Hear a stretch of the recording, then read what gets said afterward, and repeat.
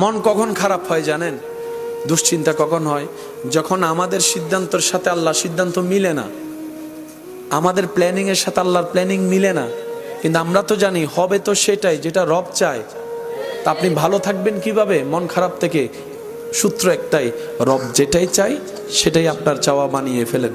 কাজে কাজ হয়ে যাবে, মনও আর খারাপ হওয়ার সুযোগ হবে না। বলেন না সুবহানাল্লাহ। রব আপনার তকদিরে লিখে রেখেছেন সেই স্ত্রী যার বাড়ি হবে অমুক জায়গায়, আর আপনি এখানে একজনের ডিস্টার্ব করে করে পাগল করে ফেলতেছেন।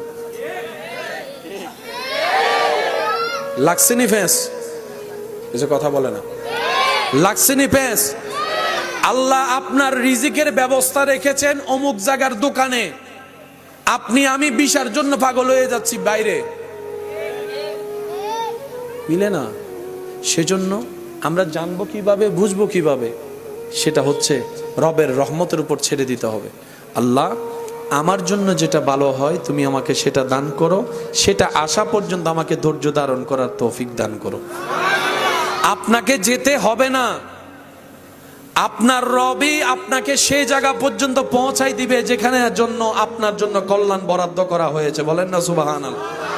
সত্যি করে বলেন, সবাই কি ব্যবসা করে সফল হতে পেরেছে? সবাই কি বিদেশ করে সফল হতে পেরেছে? সবাই কি চাকরি করে সফল হতে পেরেছে? না। আপনার কাজ কোথায় সেটাকে বের করতে হবে, আর সেটা জানে কে? আপনাকে খুঁজতে হবে।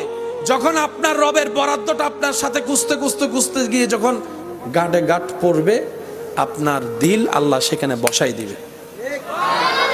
কোন নামাজি মানুষ যদি নামাজের উপর অহংকার করে কোনো অন্য মানুষকে নামাজ না পড়ার কারণে অপমান করে, আল্লাহ তাআলা সেই নামাজের নামাজও ক্যান্সেল করে দিবেন।